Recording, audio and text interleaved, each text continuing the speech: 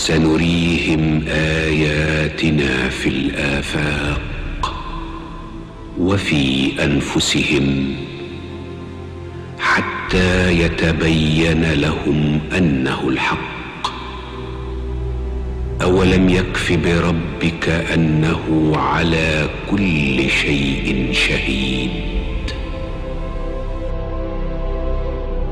Au nom d'Allah, le tout miséricordieux, le très miséricordieux.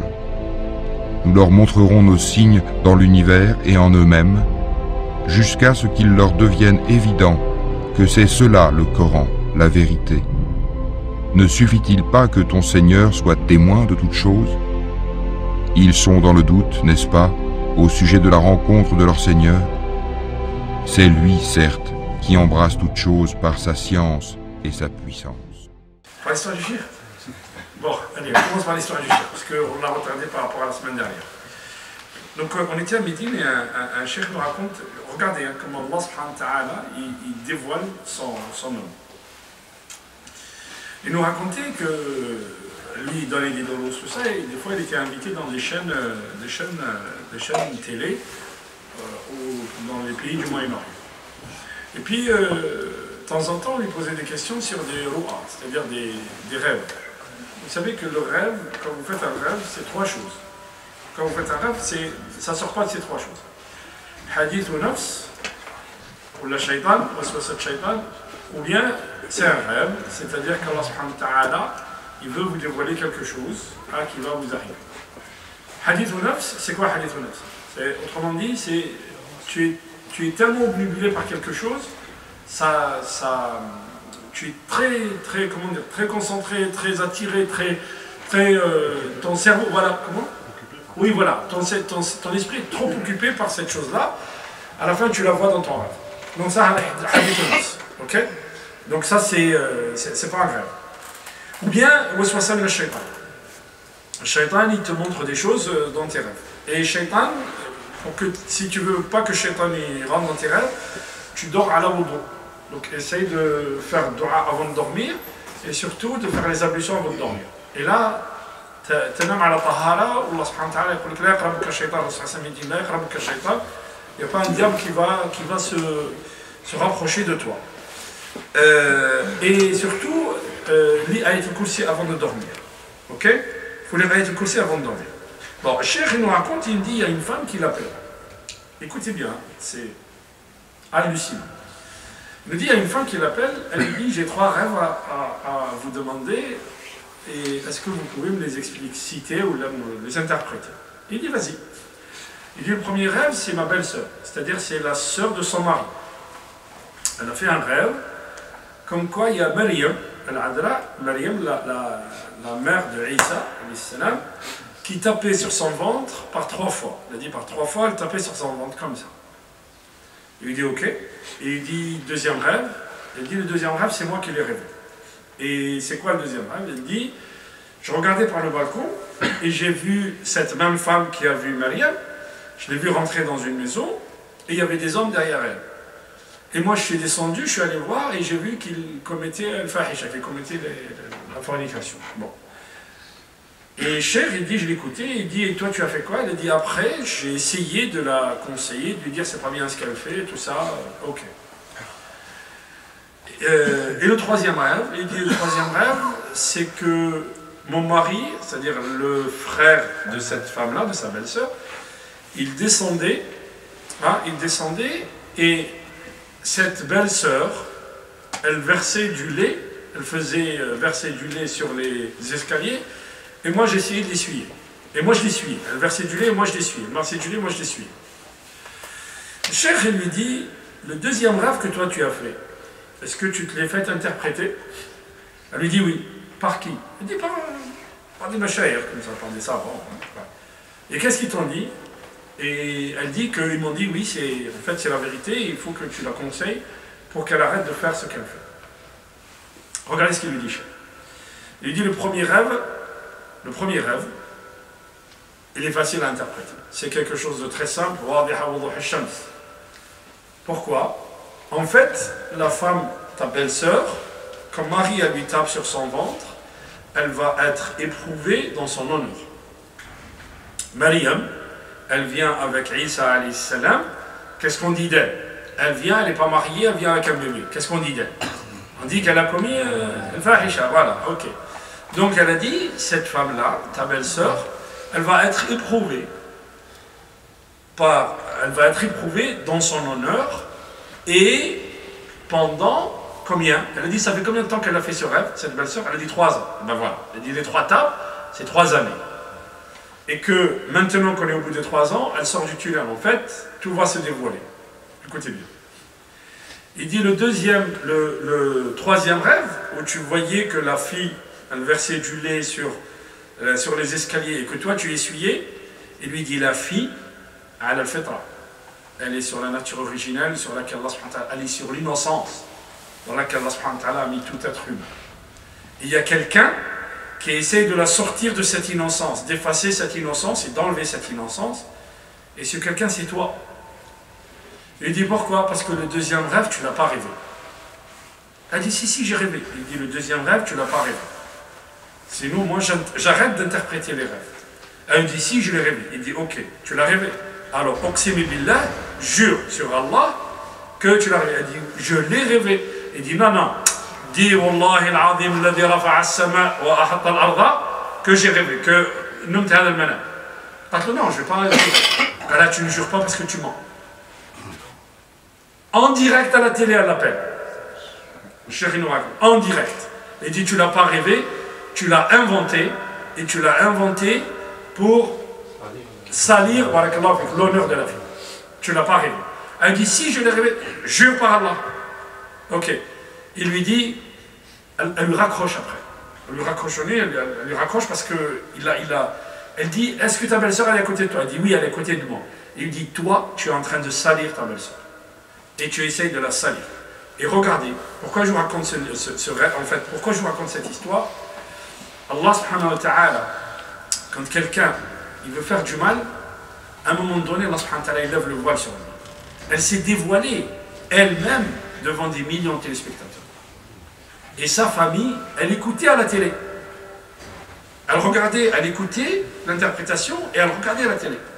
En fait, en direct, Allah subhanahu wa ta'ala a levé le voile sur elle. Et ça, les mekhafsh Allah subhanahu wa ta'ala, que tu crains pas Allah, à un moment donné, Allah subhanahu wa ta'ala il te laisse, à un moment donné, Allah subhanahu wa ta'ala il lève le voile. Quand tu fais le munafiq, quand tu fais l'hypocrite, celui qui aime et qui derrière, il casse, Allah subhanahu wa ta'ala te laisse faire. Mais Allah subhanahu wa ta'ala il voit. Ok? Parce qu'il y a beaucoup de gens qui viennent, disent, ah, moi je suis votre frère, tout ça, mais qui va vendre ses frères après. Il y en a beaucoup, dans tous les pays du monde, dans toutes les mosquées, même ici parmi nous. Ok? Il y en a qui viennent, mais après ils vont vendre leurs frères. Mais ils vendent quoi? Ils vendent leur honneur. Allah subhanahu wa ta'ala il voit. Et de toute façon, qu'est-ce qu'ils ont à vendre? Tout est filmé, il n'y a rien à cacher. Okay. Cache rien. Ok? Bon, c'est le rêve. Merci, Cheikh. Moi, j'avais oublié. Hein.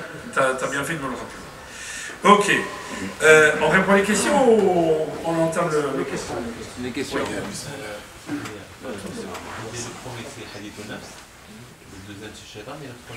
Le troisième rêve. Donc, si ce n'est pas hadith nafs, si ce n'est pas shaitan, c'est tout ça. Ruya, c'est ça. Le ruya sadiqa, généralement, ruya sadiqa, c'est avant le fajr, comme ça, souvent, hein, où là tu vois une ruya sadiqa. Et ça, effectivement, des fois, c'est simple. Hein. Moi, il y a une personne qui m'a appelé, nous a posé une question. Moi, j'ai vu qu'un chien me mordait. Parce que le ruya, c'est pas toujours. Un chien me mordait. J'ai dit, c'est quelqu'un de ta famille qui te trahit. Un bon Dieu, c'est mal, on me rappelle, on dit effectivement, c'est quelqu'un de ma famille qui m'a trahi. Il y a une personne en qui je faisais confiance et en fait, elle cassait des sucres sur mon dos à longueur de journée. Voilà, c'est tout. Donc, des fois, vous savez, c'est. Ou bien quelqu'un, il me dit. Ouais, il s'est vu. Et ça, c'est. Ibn Sirin, vous connaissez l'histoire d'Ibn Sirin? Il voit quelqu'un, il y a quelqu'un qui vient le voir, il lui dit, je me suis vu en train de faire l'appel à la prière, l'adhan. Et qu'est-ce qu'il lui dit? Il lui dit, Anta tubi Allah. Il dit, reviens Allah, fais repentance. Pourquoi? Parce que toi, tu es un voleur. Adjib, hein? Il y a quelqu'un d'autre qui vient et lui dit, moi, je me suis vu en train j'ai rêvé que j'appelais à la prière. Et il lui dit, toi, tu vas aller au pèlerinage. Et Ibn Sirin, Ibn Sirin, c'était un savant. Et Mousseline lui dit, comment tu sais? Il dit, quand le premier, parce que, en fait, vous savez, hein, Allah subhanahu wa ta'ala, il vous donne une lumière. La lumière, elle vient, le discernement, il vient par quoi? Il vient par la liaison avec Allah subhanahu wa ta'ala. Plus tu es lié à Allah, plus tu vois que le gars c'est un espion. Il vient pour t'espionner. Même s'il met une barre jusqu'au nombril. Ok? Plus tu as la lumière d'Allah, plus tu vois. Tu vois que le gars c'est un voleur. Il peut dire ce qu'il veut, tu le vois que c'est un voleur. Et Ibn Sirin, c'est ça ce que lui a donné Allah subhanahu wa ta'ala.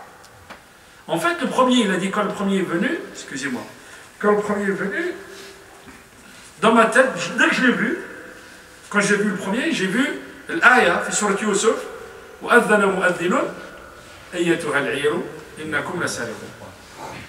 Il y a eu un appel, أَذَّنَ مُؤَذِّنٌ, que parmi les gens qui étaient là, il y avait des voleurs.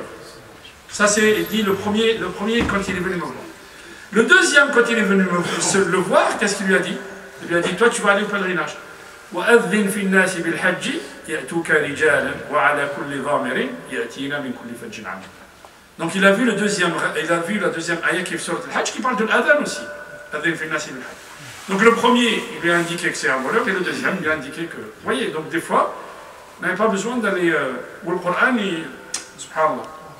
Alors, juste quelques détails, attention, hein, parce que le rêve, ça reste, c'est pas une mathématique, hein, c'est pas les mathématiques. Donc, dhahab, par exemple, quelqu'un qui voit l'or dans le rêve, c'est pas bon. Hein. Dhahab al-shay. Si tu vois, par exemple, quelqu'un voit qu'il perd ses poils de visage, par exemple, dhahab adinu, c'est-à-dire quelqu'un qui a perdu, perd sa religion, perd sa piété. Ok? Quelqu'un qui perd ses dents, il perd de l'argent. C'est ça ce que ça veut dire. El-maut, dans le rêve, ça ne veut pas dire maut. C'est des fois, c'est ta partie qui est mauvaise en toi qui a disparu. C'est ça ce que ça veut dire. Donc c'est pas el-ma, par exemple. El-ma, ça veut dire quoi dans le rêve? Vous savez ce que c'est? La vie. Barakallahu fik. Wa ja'alna min al-ma'i shay'in hayy. El-ma, ça veut dire al-hayat. Vous voyez, c'est un jour, un frère raconte un rêve, il me dit que son père qui est décédé, son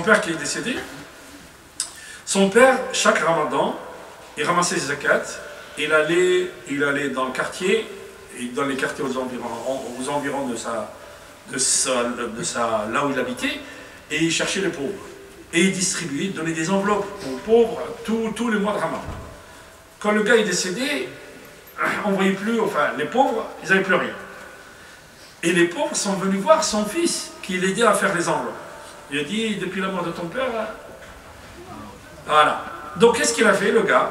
Il est allé ramasser ses zakats chez les grands commerçants, tout ça, et puis il a fait des enveloppes pour chaque famille pour le mois de Ramadan.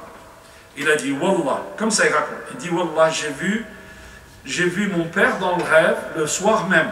Le soir, il dort, il voit son père dans le rêve. Et il dit, c'est comme si mon père, il dormait, et chacun, ceux qui ont pris les enveloppes, ils venaient, ils jetaient un seau d'eau sur lui. Et on lui a dit, quand il a fait interpréter le rêve, on lui a dit que Sadaqa, elle est arrivée chez son père. Et en fait, le rêve, quand il nous a posé la question, le rêve c'est quoi? L'eau, ça veut dire que son père est vivant. Et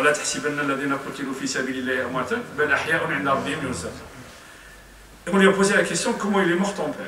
Et son père, c'était un homme pieux. Hein. Il est mort d'un cancer de l'estomac. Et vous savez ce que dit le prophète sallallahu alayhi wa sallam? Il dit al-mabtoun shahid. Il dit vous savez qui c'est le martyr dans ma communauté? Ils disent le martyr, c'est quelqu'un qui meurt en bataille. Alors sallallahu alayhi wa sallam il dit donc le martyr dans ma communauté, il n'y en a pas beaucoup. Et là, il va énumérer les gens qui sont considérés comme martyrs. Mais ceux-là, ils ne sont pas considérés comme le martyr de la bataille, parce que le martyr de la bataille, on ne le lave pas. On ne lave pas le martyr de la bataille. Mais ceux-là, on les lave. Celui qui est mort